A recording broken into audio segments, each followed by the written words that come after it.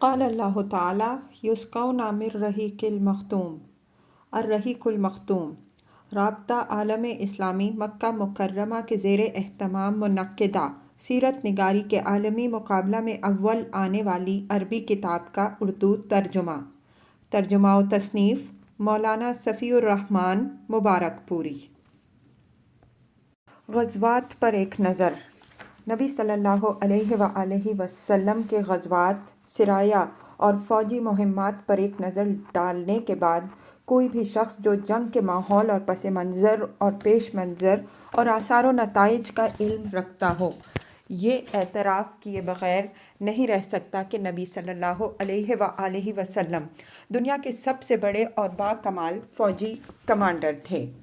آپ صلی اللہ علیہ وآلہ وسلم کی سوجھ بوجھ سب سے زیادہ درست اور آپ صلی اللہ علیہ وآلہ وسلم کی فراست اور بیداری یہ مغز سب سے زیادہ گہری تھی۔ آپ صلی اللہ علیہ وآلہ وسلم جس طرح نبوت اور رسالت کے اوصاف میں سید الرسل اور اعظم الانبیاء تھے، اسی طرح فوجی قیادت کے وصف میں بھی آپ صلی اللہ علیہ وآلہ وسلم یگانہ روزگار اور نادر عبقریت کے مالک تھے۔ چنانچہ آپ صلی اللہ علیہ وآلہ وسلم نے جو بھی معرکہ آرائی کی، اس کے لیے ایسے حالات و جہات کا انتخاب فرمایا جو جزم و تدبر اور حکمت و شجاعت کے عین مطابق تھے۔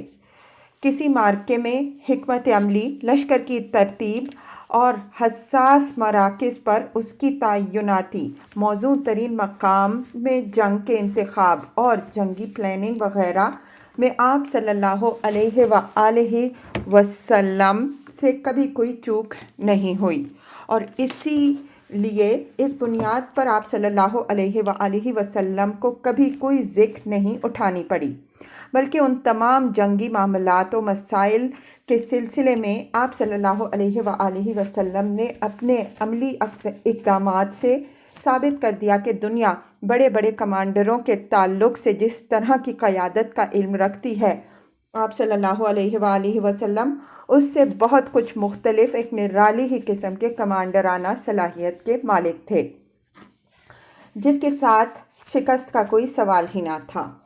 اس موقع پر یہ عرض کر دینا بھی ضروری ہے کہ احد اور حنین میں جو کچھ پیش آیا، اس کا سبب رسول اللہ صلی اللہ علیہ وآلہ وسلم کی کسی حکمت عملی کی خامی نہ تھی، بلکہ اس کے پیچھے حنین میں کچھ افراد لشکر کی بعض کمزوریاں کار فرما تھیں، اور احد میں آپ صلی اللہ علیہ وآلہ وسلم کی نہایت اہم حکمت عملی اور لازمی ہدایات کو نہایت فیصلہ کن لمحات میں نظر انداز کر دیا گیا تھا۔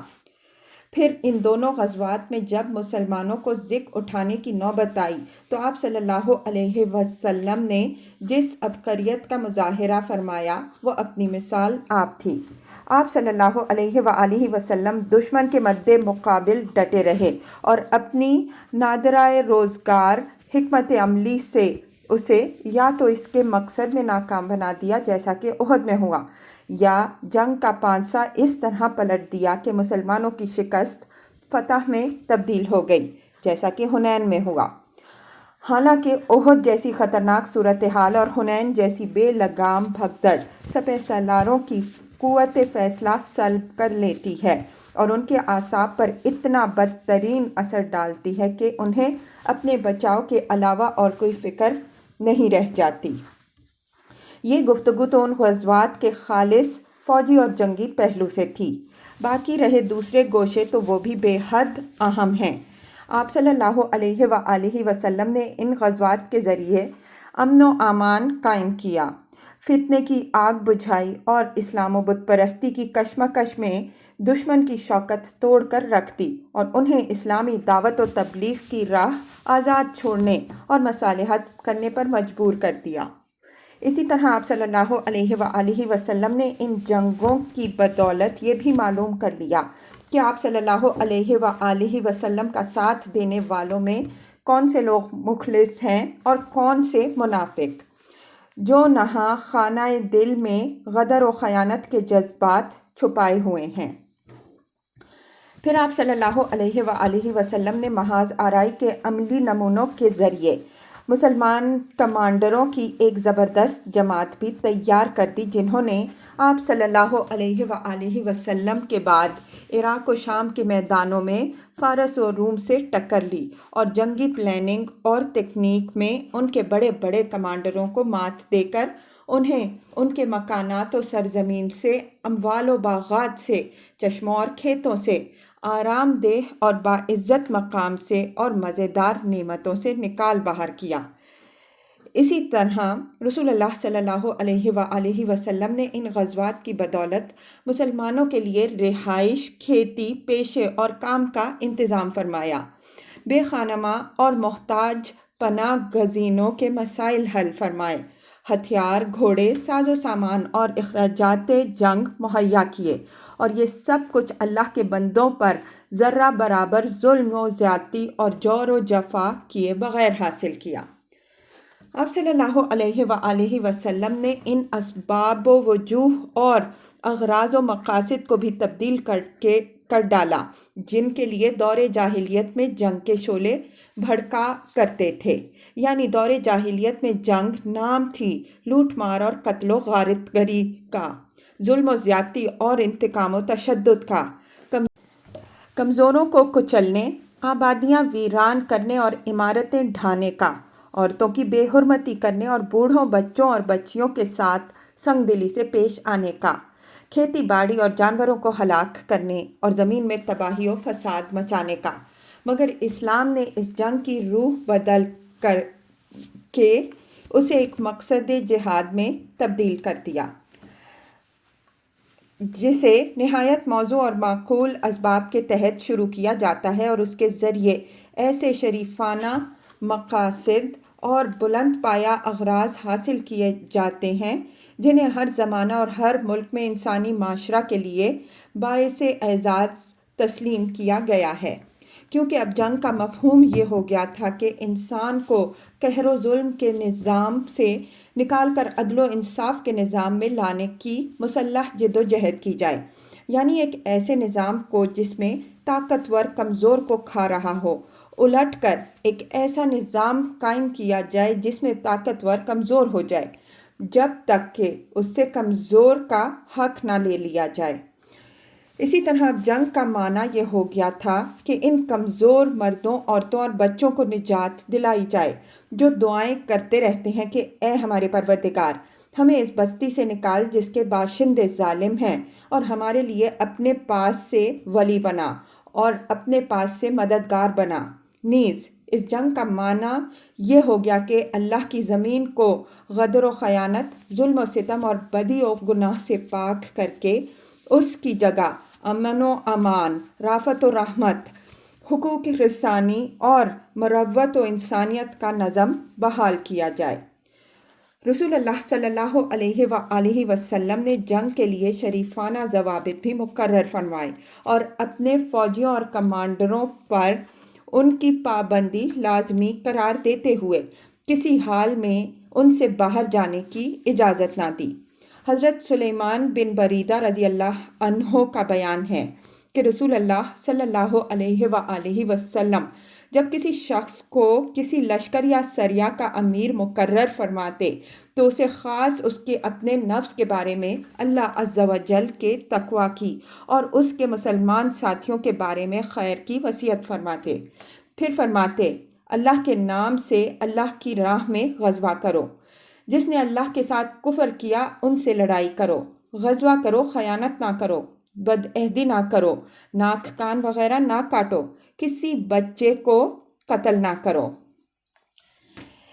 اسی طرح آپ آسانی برتنے کا حکم فرماتے، آسانی کرو، سختی نہ کرو، لوگوں کو سکون دلاؤ، متنفر نہ کرو۔ اور جب رات میں آپ صلی اللہ علیہ وآلہ وسلم کسی قوم کے پاس پہنچتے تو صبح ہونے سے پہلے چھاپا نہ مارتے۔ نیز آپ صلی اللہ علیہ وآلہ وسلم نے کسی کو آگ میں جلانے سے نہایت سختی کے ساتھ منع کیا۔ اس طرح باندھ کر قتل کرنے اور عورتوں کو مارنے اور انہیں قتل کرنے سے بھی منع کیا اور لوٹ مار سے روکا۔ حتیٰ کہ آپ صلی اللہ علیہ وآلہ وسلم نے فرمایا کہ لوٹ کا مار مردار کی طرح ہی حرام ہے۔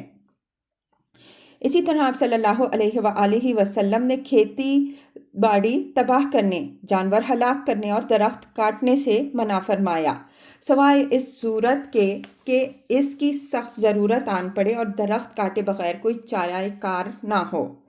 فتح مکہ کے موقع پر آپ صلی اللہ علیہ وآلہ وسلم نے یہ بھی فرمایا، کسی زخمی پر حملہ نہ کرو، کسی بھاگنے والے کا پیچھا نہ کرو اور کسی قیدی کو قتل نہ کرو۔ آپ صلی اللہ علیہ وآلہ وسلم نے یہ سنت بھی جاری فرمائی کہ سفیر کو قتل نہ کیا جائے۔ نیز آپ صلی اللہ علیہ وآلہ وسلم نے معاہدین غیر مسلم شہریوں کے قتل سے بھی نہایت سختی سے روکا، یہاں تک کہ فرمایا جو شخص کسی معاہد کو قتل کرے گا وہ جنت کی خوشبو نہیں پائے گا، حالانکہ اس کی خوشبو 40 سال کے فاصلے سے پائی جاتی ہے۔ یہ اور اس طرح کے دوسرے بلند پایہ قواعد و ضوابط تھے جن کی بدولت جنگ کا عمل جاہلیت کی گندگیوں سے پاک و صاف ہو کر مقدس جہاد میں تبدیل ہو گیا۔ اللہ کے دین میں فوج در فوج داخلہ۔ جیسا کہ ہم نے عرض کیا، غزوہ فتح مکہ ایک فیصلہ کن معرکہ تھا جس نے بت پرستی کا کام تمام کر دیا اور سارے عرب کے لیے حق و باطل کی پہچان ثابت ہوئی۔ اس کی وجہ سے ان کے شبہات جاتے رہے، اس لیے اس کے بعد انہوں نے بڑی تیز رفتاری سے اسلام قبول کیا۔ حضرت عمر بن سلمہ رضی اللہ عنہ کا بیان ہے کہ ہم لوگ ایک چشمے پر آباد تھے جو لوگوں کی گزرگاہ تھا۔ ہمارے ہاں سے قافلے گزرتے رہتے تھے اور ہم ان سے پوچھتے رہتے تھے کہ لوگوں کا کیا حال ہے، اس آدمی یعنی نبی صلی اللہ علیہ وآلہ وسلم کا کیا حال ہے اور کیسا ہے؟ لوگ کہتے وہ سمجھتا ہے کہ اللہ نے اسے پیغمبر بنایا ہے، اس کے پاس وحی بھیجی ہے، اللہ نے یہ اور یہ وحی کی ہے۔ میں یہ بات یاد کر لیتا گویا وہ میرے سینے میں چپک جاتی تھی، اور عرب حلقہ بگوش اسلام ہونے کے لیے فتح مکہ کا انتظار کر رہے تھے۔ کہتے ہیں اسے اور اس کی قوم کو پنجہ آزمائی کے لیے چھوڑ دو، اگر وہ اپنی قوم پر غالب آ گیا تو سچا نبی ہے۔ چنانچہ جب فتح مکہ کا واقعہ پیش آیا تو ہر قوم نے اپنے اسلام کے ساتھ مدینہ کی جانب پیش رفت کی، اور میرے والد بھی میری قوم کے اسلام کے ساتھ تشریف لے گئے، اور جب خدمت نبوی صلی اللہ علیہ وآلہ وسلم سے واپس آئے تو فرمایا، میں تمہارے پاس خدا کی قسم ایک نبی برحق کے پاس سے آ رہا ہوں صلی اللہ علیہ وآلہ وسلم۔ آپ صلی اللہ علیہ وآلہ وسلم نے فرمایا کہ فلاں نماز فلاں وقت پڑھو اور فلاں نماز فلاں وقت پڑھو، اور جب نماز کا وقت آ جائے تو تم میں سے ایک آدمی نماز کہے اور جسے قرآن زیادہ یاد ہو وہ امامت کرائے۔ اس حدیث سے ہی اندازہ ہوتا ہے کہ فتح مکہ کا واقعہ حالات کو تبدیل کرنے میں، اسلام کو قوت بخشنے میں، اہل عرب کا موقف متعین کرانے میں اور اسلام کے سامنے انہیں سپر انداز کرنے میں کتنے گہرے اور دور رس اثرات رکھتا تھا۔ یہ کیفیت غزوہ تبوک کے بعد پختہ سے پختہ تر ہو گئی۔ اس لیے ہم دیکھتے ہیں کہ ان 2 برسوں سن 9 ہجری اور سن 10 ہجری میں مدینہ آنے والے وفود کا تانتا بندھا ہوا تھا، اور لوگ اللہ کے دین میں فوج در فوج داخل ہو رہے تھے، یہاں تک کہ وہ اسلامی لشکر جو فتح مکہ کے موقع پر 10,000 سپاہ پر مشتمل تھا، اس کی تعداد غزوہ تبوک میں، جبکہ ابھی فتح مکہ پر پورا 1 سال بھی نہیں گزرا تھا، اتنی بڑھ گئی کہ وہ 30,000 فوجیوں کی ٹھاٹھیں مارتے ہوئے سمندر میں تبدیل ہو گیا۔ پھر ہم حجۃ الوداع میں دیکھتے ہیں کہ 1,24,000 یا 1,44,000 اہل اسلام کا سیلاب امنڈ آیا، جو رسول اللہ صلی اللہ علیہ وسلم کے گردا گرد اس طرح لبیک پکارتا، تکبیر کہتا اور حمد و تسبیح کے نغمے گنگناتا ہے کہ آفاق گونج اٹھتے ہیں اور وادی و کوہسار نغمہ توحید سے معمور ہو جاتے ہیں۔ وفود۔ اہل مغازی نے جن وفود کا تذکرہ کیا ہے، ان کی تعداد 70 سے زیادہ ہے، لیکن یہاں نہ تو ان سب کے ذکر کی گنجائش ہے اور نہ ان کے تفصیلی بیان میں کوئی بڑا فائدہ ہے۔ اس لیے ہم صرف انہی وفود کا ذکر کر رہے ہیں جو تاریخی حیثیت سے اہمیت و ندرت کے حامل ہیں۔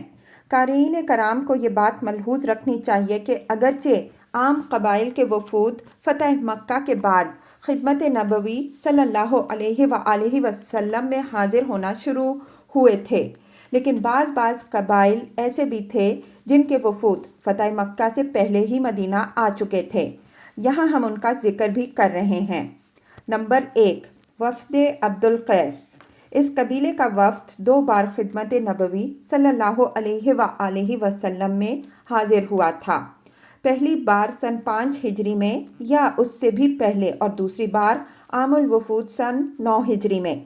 پہلی بار اس کی آمد کی وجہ یہ ہوئی کہ اس قبیلے کے ایک شخص منقذ بن حبان سامان تجارت لے کر مدینہ آیا جایا کرتا تھا۔ وہ نبی صلی اللہ علیہ وآلہ وسلم کی ہجرت کے بعد پہلی بار مدینہ آیا اور اسے اسلام کا علم ہوا تو وہ مسلمان ہو گیا اور نبی صلی اللہ علیہ وآلہ وسلم کا ایک خط لے کر اپنی قوم کے پاس گیا۔ ان لوگوں نے بھی اسلام قبول کر لیا اور ان کے 13 یا 14 آدمیوں کا ایک وفد حرمت والے مہینے میں خدمت نبوی صلی اللہ علیہ وآلہ وسلم میں حاضر ہوا۔ اسی دفعہ اس وفد نے نبی صلی اللہ علیہ وآلہ وسلم سے ایمان اور مشروبات کے متعلق سوال کیا تھا۔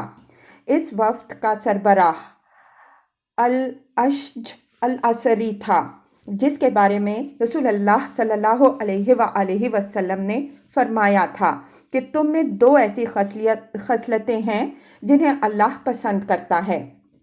نمبر 1، دور اندیشی، نمبر 2، بردباری۔ دوسری بار اس قبیلے کا وفد جیسا کہ بتایا گیا وفود والے سال میں آیا تھا۔ اس وقت ان کی تعداد 40 تھی اور ان میں علا بن جارود عبدی تھا جو نصرانی تھا لیکن مسلمان ہو گیا اور اس کا اسلام بہت خوب رہا۔ نمبر 2، وفد دوس۔ یہ وفد سن 7 ہجری کے اوائل میں مدینہ آیا۔ اس وقت رسول اللہ صلی اللہ علیہ وآلہ وسلم خیبر میں تھے۔ آپ پچھلے اوراق میں پڑھ چکے ہیں کہ اس قبیلے کے سربراہ حضرت طفیل بن عمر دوسی رضی اللہ عنہ تھے۔ اس وقت وہ حلقہ گوش اسلام ہوئے تھے جب رسول اللہ صلی اللہ علیہ وآلہ وسلم مکہ میں تھے۔ پھر انہوں نے اپنی قوم میں واپس جا کر اسلام کی دعوت و تبلیغ کا کام مسلسل کیا، لیکن ان کی قوم برابر ٹالتی اور تاخیر کرتی رہی، یہاں تک کہ حضرت طفیل ان کی طرف سے مایوس ہو گئے۔ پھر انہوں نے خدمت نبوی صلی اللہ علیہ وآلہ وسلم میں حاضر ہو کر عرض کی کہ آپ قبیلہ دوس پر بد دعا کر دیجئے، لیکن آپ صلی اللہ علیہ وآلہ وسلم نے فرمایا، اے اللہ دوس کو ہدایت دے، اور آپ صلی اللہ علیہ وآلہ وسلم کی اس دعا کے بعد اس قبیلے کے لوگ مسلمان ہو گئے۔ حضرت طفیل رضی اللہ عنہ نے اپنی قوم کے 70 یا 80 گھرانوں کی جمعیت لے کر سن 7 ہجری کے اوائل میں اس وقت مدینہ ہجرت کی جب نبی صلی اللہ علیہ وآلہ وسلم خیبر میں تشریف فرما تھے۔ اس کے بعد حضرت طفیل رضی اللہ عنہ خیبر میں آپ صلی اللہ علیہ وآلہ وسلم سے جا ملے۔ نمبر 3، فضدہ بن عمر جذامی کا پیغام رساں۔ حضرت فضوہ رضی اللہ عنہ رومی سپاہ کے امداد ایک عربی کمانڈر تھے۔ انہیں رومیوں نے اپنی حدود سے متصل عرب علاقوں کا گورنر بنا رکھا تھا۔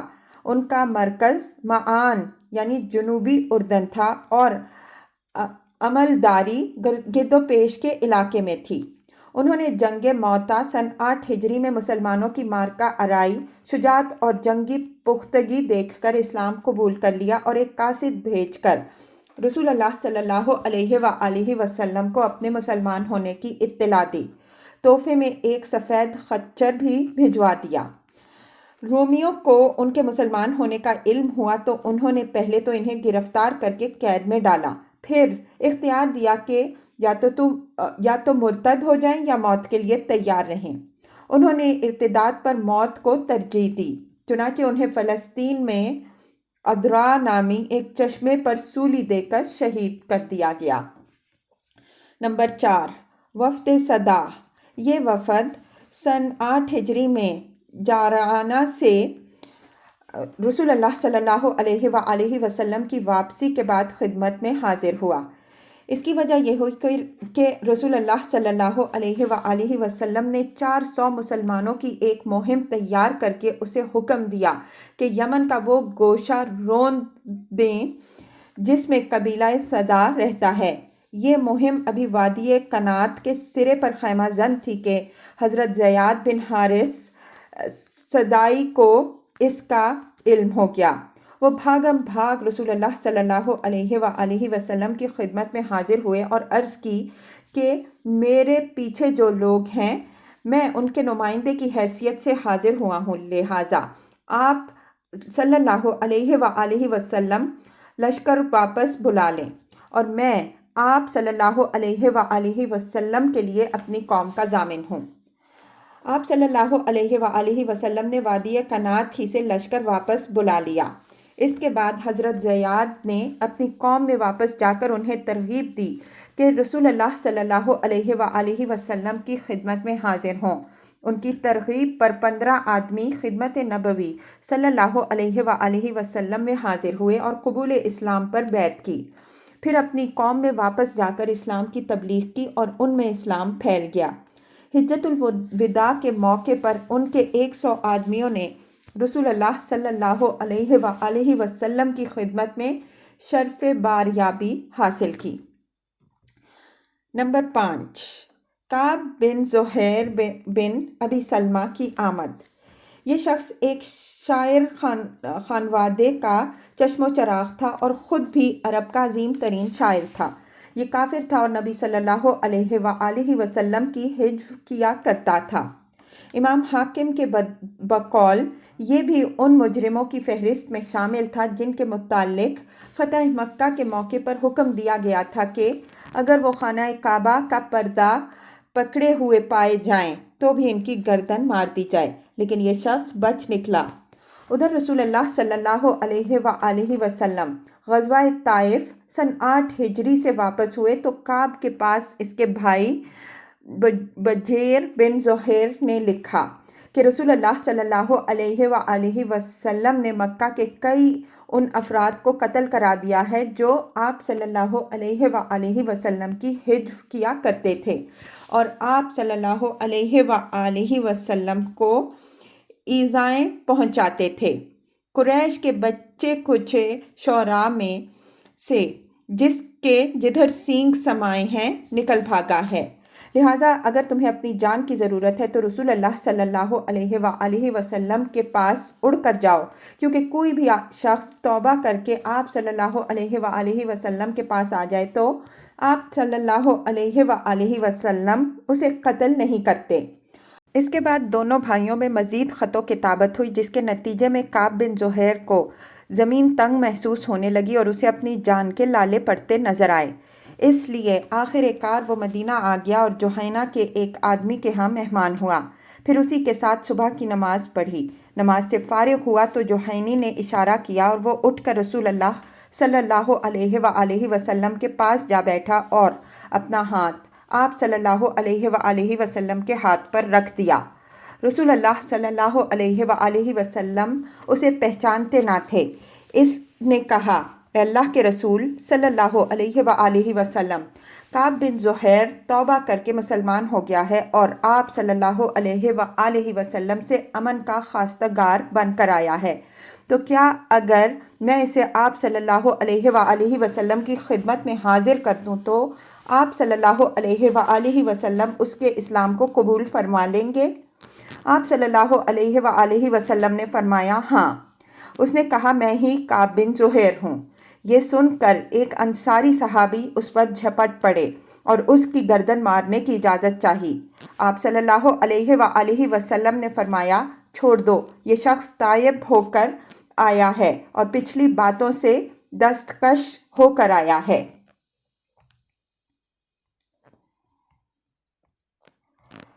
नंबर 6, वफ़द उज़रा।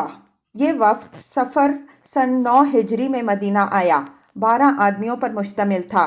इसमें हमज़ा बिन नौमान रज़ी अल्लाह अन्हो भी थे। जब वफ़द से पूछा गया कि आप कौन लोग हैं, तो उनके नुमाइंदा ने कहा, हम बनु उज़रा हैं, कुसै के अख़याफ़ी भाई। हमने ही कुसै की ताईद की थी और खुज़ाआ और बनु बकर को मक्का से निकाला था। यहाँ हमारे रिश्ते और कराबतदारियाँ हैं। इस पर नबी सल्लल्लाहु अलैहि वसल्लम ने खुशामदीद कहा और मुल्क के शाम के फ़तह किए जाने की बशारत दी। नीज़ उन्हें काहिना औरतों से सवाल करने से मना किया और उन ज़बीहों से रोका जिन्हें ये लोग हालत शिर्क में ज़िबा किया करते थे। इस वफ़द ने इस्लाम कबूल किया और चंद रोज़ ठहर कर वापस गया। नंबर 7, वफ़द हली। ये रबीउल अव्वल सन 9 हिजरी में मदीना आया और हल्का बगोशे इस्लाम होकर 3 रोज़ मुक़ीम रहा। दौरे क़याम वफ़द के रईस अबू ज़ुबैब ने दरियाफ़्त किया कि क्या ज़ियाफ़त में भी अजर है? रसूलुल्लाह सल्लल्लाहु अलैहि वसल्लम ने फरमाया, हाँ, किसी मालदार या फ़कीर के साथ जो भी अच्छा सलूक कर देगा वो सदका है। इसने पूछा, मुद्दत ज़ियाफ़त कितनी है? आप सल्लल्लाहु अलैहि वसल्लम ने फरमाया, 3 दिन। उसने पूछा, किसी लापता शख्स की गुमशुदा भेड़ बकरी मिल जाए तो क्या हुक्म है? आप सल्लल्लाहु अलैहि वसल्लम ने फरमाया, वो तुम्हारे लिए है या तुम्हारे भाई के लिए है या फिर भेड़िए के लिए है। इसके बाद इसने गुमशुदा ऊँट के मुताल्लिक सवाल किया। आप सल्लल्लाहु अलैहि वसल्लम ने फरमाया, तुम्हें इससे क्या वास्ता? इसे छोड़ दो यहाँ तक कि इसका मालिक उसे पा जाए। नंबर 8, वफ़द सक़ीफ़। ये वफ़द रमज़ान सन 9 हिजरी में तबूक से रसूलुल्लाह सल्लल्लाहु अलैहि वसल्लम की वापसी के बाद हाजिर हुआ। इस कबीले में इस्लाम फैलने की सूरत ये हुई कि रसूलुल्लाह सल्लल्लाहु अलैहि वसल्लम ज़िक़ादा सन 8 हिजरी में जब ग़ज़वा ताइफ से वापस हुए तो आप सल्लल्लाहु अलैहि वसल्लम के मदीना पहुंचने से पहले ही इसी कबीले के सरदार उर्वा बिन मसूद रज़ी अल्लाह अन्हो ने आप सल्लल्लाहु अलैहि वसल्लम की खिदमत में हाजिर होकर इस्लाम कबूल कर लिया। फिर अपने कबीले में वापस जाकर लोगों को इस्लाम की दावत दी। वो चूँकि अपनी कौम का सरदार था और सिर्फ यही नहीं कि उसकी बात मानी जाती थी, बल्कि उसे इस कबीले के लोग अपनी लड़कियों और औरतों से भी ज़्यादा महबूब रखते थे। इसलिए उसका ख्याल था कि लोग उसकी अताअत करेंगे, लेकिन जब उसने इस्लाम की दावत दी तो उस तवक्को के बिल्कुल बरखिलाफ लोगों ने उस पर हर तरफ से तीरों की बौछार कर दी और उसे जान से मार डाला। फिर उसे कत्ल करने के बाद चंद महीने तो यूं ही मुक़ीम रहे, लेकिन उसके बाद उन्हें एहसास हुआ कि गिरदोपेश का इलाका मुसलमान हो चुका है, इससे हम मुकाबला की ताब नहीं रखते। लिहाजा उन्होंने बाहम मशवरा करके तय किया कि एक आदमी को रसूलुल्लाह सल्लल्लाहु अलैहि वसल्लम की खिदमत में भेजें और उसके लिए अब्द यालील बिन अमर से बातचीत की, मगर वो आमादा ना हुआ। उसे अंदेशा था कि कहीं उसके साथ भी वही सलूक ना किया जाए जो उर्वा बिन मसूद रज़ी अल्लाह अन्हो के साथ किया जा चुका है। इसलिए उसने कहा, मैं ये काम उस वक्त तक नहीं कर सकता जब तक मेरे साथ मज़ीद कुछ आदमी ना भेजो। लोगों ने उसका यह मुतालबा तस्लीम कर लिया और उसके साथ हलीफों में से 2 आदमी और बनी मालिक में से 3 आदमी लगा दिए। इस तरह कुल 6 आदमियों का वफ़द तैयार हो गया। इसी वफ़द में हज़रत उस्मान बिन अबिल आस सकफ़ी रज़ी अल्लाह अन्हो भी थे, जो सबसे ज़्यादा कम उम्र थे। जब ये लोग खिदमत नबवी सल्लल्लाहु अलैहि वसल्लम में पहुँचे तो आप सल्लल्लाहु अलैहि वसल्लम ने उनके लिए मस्जिद के गोशे में एक कुब्बा लगवा दिया ताकि ये कुरान सुन सकें और सहाबा कराम रज़ी अल्लाह अन्हुम अजमईन को नमाज़ पढ़ते हुए देख सकें। फिर ये लोग रसूलुल्लाह सल्लल्लाहु अलैहि वसल्लम के पास आते जाते रहे और आप सल्लल्लाहु अलैहि वसल्लम उन्हें इस्लाम की दावत देते रहे। आखिर उनके सरदार ने सवाल किया कि आप सल्लल्लाहु अलैहि वसल्लम अपने और सकीफ़ के दरमियान एक मुआहिदा सुलह लिख दें जिसमें ज़िनाकारी, शराब नोशी और सूद खोरी की इजाज़त हो। उनके माबूद लात को बरकरार रहने दिया जाए انہیں نماز سے معاف رکھا جائے اور ان کے بت خود ان کے ہاتھوں سے نہ توڑوائے جائیں۔ لیکن رسول اللہ صلی اللہ علیہ وآلہ وسلم نے ان میں سے کوئی بھی بات منظور نہ کی، لہٰذا انہوں نے تنہائی میں مشورہ کیا، مگر انہیں رسول اللہ صلی اللہ علیہ وآلہ وسلم کے سامنے سپر ڈالنے کے سوا کوئی تدبیر نظر نہ آئی۔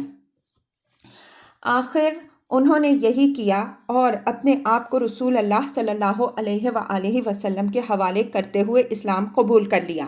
البتہ یہ شرط لگائی کہ لات کو ڈھانے کا انتظام رسول اللہ صلی اللہ علیہ وآلہ وسلم خود فرمائیں۔ ثقیف اسے اپنے ہاتھوں سے ہرگز نہ ڈھائیں گے۔ آپ صلی اللہ علیہ وآلہ وسلم نے یہ شرط منظور کر لی اور ایک نوشتہ لکھ دیا اور عثمان بن ابی العاص ثقفی رضی اللہ عنہ کو ان کا امیر بنا دیا، کیونکہ وہی اسلام کو سمجھنے اور دین و قرآن کی تعلیم حاصل کرنے میں سب سے زیادہ پیش اور حریص تھے۔ اس کی وجہ یہ تھی کہ وفد کے ارکان ہر روز صبح خدمت نبوی صلی اللہ علیہ وآلہ وسلم میں حاضر ہوتے تھے، لیکن عثمان بن ابی العاص رضی اللہ عنہ کو اپنے ڈیرے پر چھوڑ دیتے تھے۔ اس لیے جب وفد واپس آ کر دوپہر میں قیلولہ کرتا تو حضرت عثمان رضی اللہ عنہ بن ابی العاص رسول اللہ صلی اللہ علیہ وآلہ وسلم کی خدمت میں حاضر ہو کر قرآن پڑھتے اور دین کی باتیں دریافت کرتے، اور جب آپ کو استراحت فرماتے ہوئے پاتے تو اسی مقصد کے لیے حضرت ابو بکر رضی اللہ عنہ کی خدمت میں چلے جاتے۔ حضرت عثمان بن ابی العاص رضی اللہ عنہ کی گورنری بڑی بابرکت ثابت ہوئی۔ رسول اللہ صلی اللہ علیہ وآلہ وسلم کی وفات کے بعد جب خلافت صدیقی میں ارتداد کی لہر چلی اور ثقیف بھی مرتد ہونے کا ارادہ کرنے لگے تو انہیں حضرت عثمان بن ابی العاص رضی اللہ عنہ نے مخاطب کر کے کہا، ثقیف کے لوگوں، تم سب سے اخیر میں اسلام لائے ہو، اس لیے سب سے پہلے مرتد نہ ہو۔ یہ سن کر لوگ ارتداد سے رک گئے اور اسلام پر ثابت قدم رہے۔ بہرحال وفد نے اپنی قوم میں واپس آ کر اصل حقیقت چھپائے رکھی اور قوم کے سامنے لڑائی اور مار دھاڑ کا ہوا کھڑا کیا اور حزن و غم کا اظہار کرتے ہوئے بتایا کہ رسول اللہ صلی اللہ علیہ وآلہ وسلم نے ان سے مطالبہ کیا ہے کہ اسلام قبول کر لیں اور زنا، شراب اور سود چھوڑ دیں، ورنہ سخت لڑائی کی جائے گی۔ یہ سن کر پہلے تو ثقیف پر نخوت جاہلیہ غالب آئی اور وہ 2-3 روز تک لڑائی ہی کی بات سوچتے رہے، لیکن پھر اللہ نے ان کے دلوں میں رعب ڈالا اور انہوں نے وفد سے گزارش کی کہ وہ پھر رسول اللہ صلی اللہ علیہ وآلہ وسلم کے پاس واپس جائے اور آپ صلی اللہ علیہ وآلہ وسلم کے مطالبات تسلیم کر لے۔ اس مرحلے پر پہنچ کر وفد نے اصل حقیقت ظاہر کی اور جن باتوں پر مصالحت ہو چکی تھی ان کا اظہار کیا۔ ثقیف نے اسی وقت اسلام قبول کر لیا۔ ادھر رسول اللہ صلی اللہ علیہ وآلہ وسلم نے لات کو ڈھانے کے لیے حضرت خالد بن ولید رضی اللہ عنہ کی سرکردگی میں چند صحابہ رضی اللہ عنہم اجمعین کی ایک ذرا سی نفری روانہ فرمائی۔ حضرت مغیرہ بن شعبہ رضی اللہ عنہ نے کھڑے ہو کر گرز اٹھایا اور اپنے ساتھیوں سے کہا، واللہ میں ذرا آپ لوگوں کو ثقیف پر ہنساؤں گا۔ اس کے بعد لات پر گرز مار کر خود ہی گر پڑے اور ایڑیاں پٹکنے لگے۔ یہ بناوٹی منظر دیکھ کر اہل طائف پر ہول طاری ہو گیا، کہنے لگے، اللہ مغیرہ کو ہلاک کرے، اسے دیوی نے مار ڈالا۔ اتنے میں حضرت مغیرہ رضی اللہ عنہ اچھل کر کھڑے ہو گئے اور فرمایا، اللہ تمہارا بھلا کرے، یہ تو پتھر اور مٹی کا تماشا ہے۔ پھر انہوں نے دروازے پر ضرب لگائی اور اسے توڑ دیا۔ اس کے بعد سب سے اونچی دیوار پر چڑھے اور ان کے ساتھ کچھ اور صحابہ رضی اللہ عنہم اجمعین بھی چڑھے، پھر اسے ڈھاتے ڈھاتے زمین کے برابر کر دیا، حتیٰ کہ اس کی بنیاد بھی کھود ڈالی اور اس کا زیور اور لباس نکال لیا۔ یہ دیکھ کر ثقیف بخود رہ گئے۔ حضرت خالد رضی اللہ عنہ زیور اور لباس لے کر اپنی ٹیم کے ساتھ واپس ہوئے۔ رسول اللہ صلی اللہ علیہ وآلہ وسلم نے سب کچھ اسی دن تقسیم فرما دیا اور نبی کی نصرت اور دین کے اعزاز پر اللہ کی حمد کی۔ نمبر 9، شاہان یمن کا خط۔ تبوک سے نبی صلی اللہ علیہ وآلہ وسلم کی واپسی کے بعد شاہان خمیر یعنی حارث بن عبد قلال، نعیم بن عبد قلال اور رعین حمدان اور معافر کے سربراہ نعمان بن قیل کا خط آیا۔ نامہ بر مالک بن مرہ حاوی تھا۔ ان بادشاہوں نے اپنے اسلام لانے اور شرک و اہل شرک سے علیحدگی اختیار کرنے کی اطلاع دے کر اسے بھیجا تھا۔ رسول اللہ صلی اللہ علیہ وآلہ وسلم نے ان کے پاس ایک جوابی خط لکھ کر واضح فرما دیا کہ اہل ایمان کے حقوق اور ان کی ذمہ داریاں کیا ہیں۔ آپ صلی اللہ علیہ وآلہ وسلم نے خط میں معاہدین کے لیے اللہ کا ذمہ اور اس کے رسول صلی اللہ علیہ وآلہ وسلم کا ذمہ بھی تھا، بشرطے کہ وہ مقررہ جزیہ ادا کریں۔ اس کے علاوہ آپ صلی اللہ علیہ وآلہ وسلم نے کچھ صحابہ رضی اللہ عنہم اجمعین کو یمن روانہ فرمایا اور حضرت معاذ بن جبل رضی اللہ عنہ کو ان کا امیر مقرر فرمایا۔ نمبر 10، وفد حمدان۔ یہ وفد سن 9 ہجری میں تبوک سے رسول اللہ صلی اللہ علیہ وآلہ وسلم کی واپسی کے بعد حاضر خدمت ہوا۔ رسول اللہ صلی اللہ علیہ وآلہ وسلم نے ان کے لیے ایک تحریر لکھ کر جو کچھ انہوں نے مانگا تھا عطا فرما دیا اور مالک بن نمط رضی اللہ عنہ کو ان کا امیر مقرر کیا۔ ان کی قوم کے جو لوگ مسلمان ہو چکے تھے ان کا گورنر بنایا اور باقی لوگوں کے پاس اسلام کی دعوت دینے کے لیے حضرت خالد بن ولید رضی اللہ عنہ کو بھیج دیا۔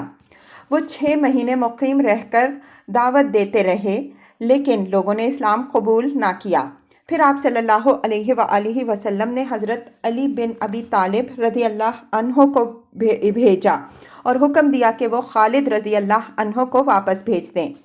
حضرت علی رضی اللہ عنہ نے قبیلہ حمدان کے پاس جا کر رسول اللہ صلی اللہ علیہ وآلہ وسلم کا خط سنایا اور اسلام کی دعوت دی تو سب کے سب مسلمان ہو گئے۔ حضرت علی رضی اللہ عنہ نے رسول اللہ صلی اللہ علیہ وآلہ وسلم کو ان کے حلقہ بگوش اسلام ہونے کی بشارت بھیجی۔ آپ صلی اللہ علیہ وآلہ وسلم نے خط پڑھا تو سجدے میں گر گئے اور پھر سر اٹھا کر فرمایا، حمدان پر سلام، حمدان پر سلام۔ نمبر 11، وفد بنی فزارہ۔ یہ وفد سن 9 ہجری میں تبوک سے نبی صلی اللہ علیہ وآلہ وسلم کی واپسی کے بعد آیا۔ اس میں 10 سے کچھ زیادہ افراد تھے اور سب کے سب اسلام لا چکے تھے۔ ان لوگوں نے اپنے علاقے کی قحط سالی کی شکایت کی۔ رسول اللہ صلی اللہ علیہ وآلہ وسلم منبر پر تشریف لے گئے اور دونوں ہاتھ اٹھا کر بارش کی دعا کی۔ آپ صلی اللہ علیہ وآلہ وسلم نے فرمایا، اے اللہ، اپنے ملک اور اپنے چوپایوں کو سیراب کر، اپنی رحمت پھیلا، اپنے مردہ شہر کو زندہ کر۔ اے اللہ، ہم پر ایسی بارش برسا جو ہماری فریاد رسی کر دے، راحت پہنچا دے، خوشگوار ہو، پھیلی ہوئی ہماگیر ہو، جلد آئے، دیر نہ کرے، نفع بخش ہو، نقصان رسا نہ ہو۔ اے اللہ، رحمت کی بارش، عذاب کی بارش نہیں اور نہ ڈھانے والی، نہ غرق کرنے والی اور نہ مٹانے والی بارش۔ اے اللہ، ہمیں بارش سے سیراب کر اور دشمنوں کے خلاف ہماری مدد فرما۔ نمبر 12، وفد نجران۔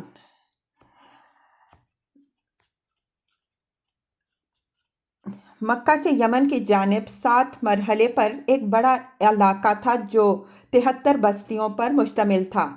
تیز رفتار سوار ایک دن میں پورا علاقہ طے کر سکتا تھا۔ اس علاقے میں 1,00,000 مردان جنگی تھے جو سب کے سب عیسائی مذہب کے پیرو تھے۔ نجران کا وفد سن 9 ہجری میں آیا۔ یہ 60 افراد پر مشتمل تھا۔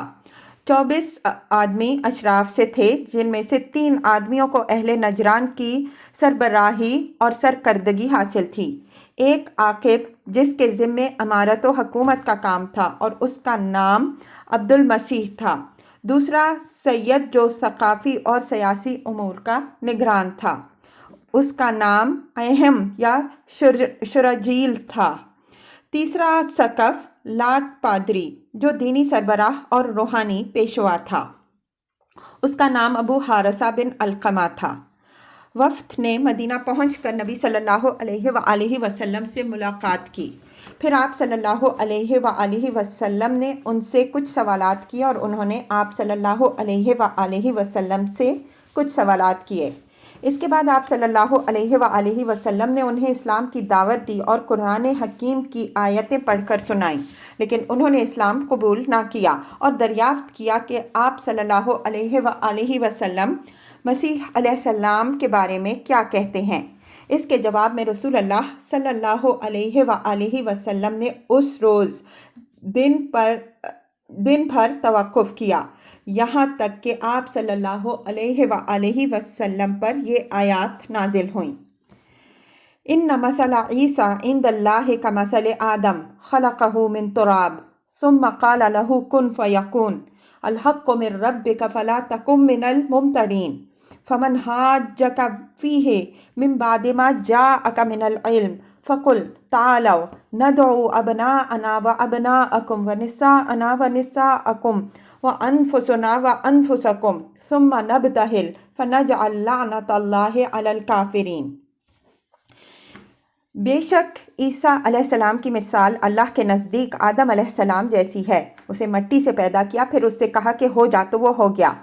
हक तेरे रब की तरफ से है, बस शक करने वालों में से ना हो।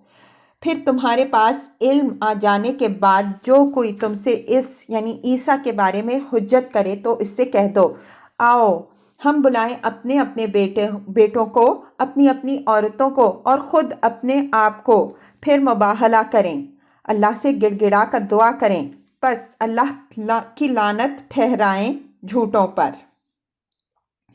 सुबह हुई तो रसूल अल्लाह सल्लल्लाहु अलैहि वसल्लम ने इन्हीं आयात करीमा की रोशनी में उन्हें हज़रत ईसा अलैहिस्सलाम के मुताल्लिक़ अपने कौल से आगाह किया और इसके बाद दिन भर उन्हें गौर व फ़िक्र के लिए आज़ाद छोड़ दिया। फिर उन्होंने हज़रत ईसा अलैहिस्सलाम के बारे में आप सल्लल्लाहु अलैहि वसल्लम की बात मानने से इनकार कर दिया। फिर अगली सुबह हुई। धराना के वफ़द के अरकान हज़रत ईसा अलैहिस्सलाम के बारे में आप सल्लल्लाहु अलैहि वसल्लम की बात तस्लीम करने और इस्लाम लाने से इनकार कर चुके थे, तो रसूल अल्लाह सल्लल्लाहु अलैहि वसल्लम ने उन्हें मुबाहले की दावत दी और आप सल्लल्लाहु अलैहि वसल्लम हसन और हुसैन रज़ी अल्लाह ताला अन्हुमा समेत एक चादर में लिपटे हुए तशरीफ़ लाए। पीछे पीछे हज़रत फ़ातिमा रज़ी अल्लाह अन्हा चल रही थीं। जब वफ़द ने देखा कि आप वाकई बिल्कुल तैयार हैं तो तन्हाई में जाकर मशवरा किया।